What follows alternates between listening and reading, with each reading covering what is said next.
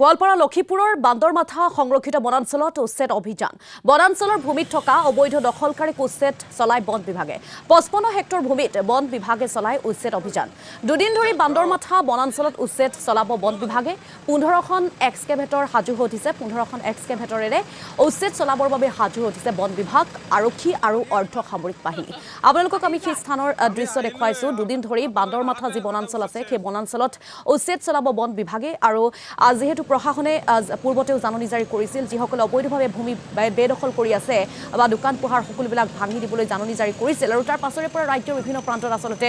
প্ৰশাসনে উচ্ছেদ অভিযান চলাই আহিছে ইয়াৰ পূৰ্বতে শিলহাকুতে হওক বা সোণাপুৰৰ যি কচুতলি আছে কচুতলিটো উচ্ছেদ অভিযান চলাইছিল আৰু তাৰ পাছতে দেখিবলৈ পোৱা গৈছে এই স্থানত অভিযান চলাইছে দুদিন ধৰি বান্দৰমাথা বনাঞ্চলত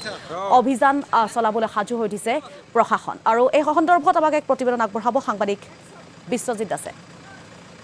হয় নিশ্চয়কৈ 15খন এক্সকেভেটৰ ব্যৱহাৰ কৰি পুৱাৰ পৰা উচ্ছেদ অভিযান চলিছে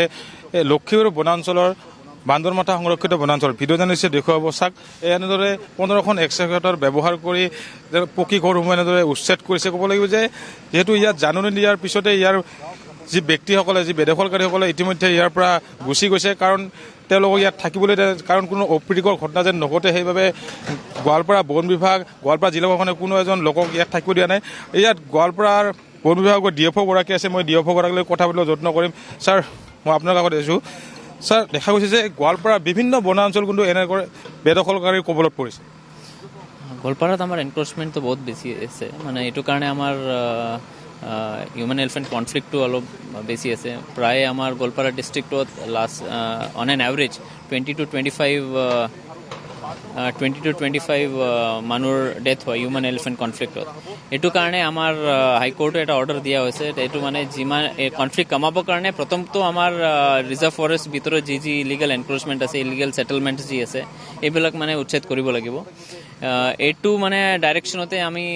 আগতে কিছুমান পঞ্চৰত্ন কুমাৰখালী নলবাৰী এইবিলাক আমি উচ্ছেদ কৰা হ'ল তো সেম আমি এতিয়া মানে বান্দৰমাথাত আমি কৰি আছোঁ এইটো এটা মানে আমাৰ টাৰ্গেটটো মানে অলৰেডি আপুনি চাব পাৰে এইটো আমাৰ ফৰেষ্ট এৰিয়াৰ ভিতৰত এইটো ডেফিনেটলি মানে ফৰেষ্ট নিচিনা নালাগে এইটো মানে গাঁৱৰ নিচিনা লাগি আছে এইটো মানে এইটো ফৰেষ্ট ক্লিয়াৰ ফৰেষ্ট এৰিয়াত যি যেনেকৈ আগতে নৰ্মেল ভাল ফৰেষ্ট আছে এইটো এনেকৈ ৰিভাইভ কৰিব লাগিব স্কুল আছে মাদ্ৰাছা আছিলে আৰু মছজিদো আমি দেখা পাইছোঁ মানে এইটো মানে যি ইলিগেল ছেটেলমেণ্ট আছে গোটেই আমাৰ এইবিলাক মানে ছেটেলমেণ্ট গোটেই ক্লিয়াৰ হ'ব গোটেই ক্লিয়াৰ হয় আমাৰ টাৰ্গেট নেক্সট ইয়েৰ আমি ইয়াতে প্লাণ্টেশ্যন ল'ম এইটো মানে আকৌ মানে জাগত যেনেকৈ ফৰেষ্ট আছিলে এইটো ৰিভাইভ কৰাৰ চেষ্টা হ'ব এইটো কৰিলে ডেফিনেটলি মানে হাতীৰ মুভমেণ্টৰ কাৰণে ভাল হ'ব আৰু কনফ্লিক্টটো কমিব এতিয়া মানে প্ৰায় 55 to 60 হেক্টৰ এতিয়া মানে এৰিয়া ক্লিয়াৰ হৈ যাব মোটামুটি almost 400 around plus illegal settlement আছিলে এইবিলাক ক্লিয়াৰ হৈ যাব তো এৰিয়া মানে কমপ্লিটলি বান্দৰমাথাত আমি এভিকশ্যন মুক্ত কৰিব পাৰে এনক্ৰচমেণ্ট মুক্ত কৰিব পাৰে হা আমি প্ৰায় আমাৰ চেষ্টা আছে আজি কমপ্লিট কৰিবৰ কাৰণে কালি এটা ৰিজাৰ্ভ ডে আছে যদি আমি যি পাইকান সংৰক্ষিত বনাঞ্চল আছে তাতো ইতিমধ্যে আপোনালোকে বন বিভাগৰ পৰা জাননী দিছে তাত কিমান হেক্টৰ ভূমি ইতিমধ্যে বেদখল হৈছে পাইকান মোটামুটি মোৰ দেন 100 হেক্টৰ আছে এতিয়া আমাৰ জইণ্ট ছাৰ্ভে হ'ব ফাইনেল জইণ্ট ছাৰ্ভে হোৱাৰ পিছত ফাইনেল এইটো আমি গোটেই ডিটেইলছ ক'ব পাৰোঁ হয় নিশ্চয়কৈ এয়া আছিল গোৱালপাৰা জিলাৰ বন বিভাগৰ DFO গৰাকী আৰু ভিডিঅ' জানিছে দেখুৱাব যে দুদিন ধৰি চলিব ইয়াত উচ্ছেদ অভিযান 15খন এক্সকেভেটৰ ব্যৱহাৰ কৰি আজি আৰু কাইলৈলৈকে চলিব যিটো হস্তি মানুহৰ সংখ্যা দিনক দিনে বৃদ্ধি পাইছে গোৱালপাৰা জিলাত সেইবাবে এনেদৰে গোৱালপাৰা জিলাৰ বিভিন্ন সংৰক্ষিত বনাঞ্চল বেদখল হৈ পৰিছে জলাশয়সমূহ বেদখল হৈ পৰিছে তাৰ পৰা এতিয়া দেখা হৈছে ৰাজ্য যদি উৎকট গৰম গোৱালপাৰা জিলাৰ প্ৰাকৃতিক সম্পদৰে ভৰপূৰ গোৱালপাৰা জিলাতো এতিয়া উৎকট গৰমে ধৰিছে আৰু সেইবাবে দেখা হৈছে গোৱালপাৰা জিলাৰ বিভিন্ন সংৰক্ষিত বনাঞ্চলত যিটো এনেদৰে বেদখল হৈছে আৰু বেদখল মানে উচ্ছেদ কৰিছে এয়া চাওক যি নাৰিকল গছসমূহ তেনেকৈ উচ্ছেদ কৰিছে পকী ঘৰসমূহ উচ্ছেদ কৰিছে ইয়াত আৰক্ষী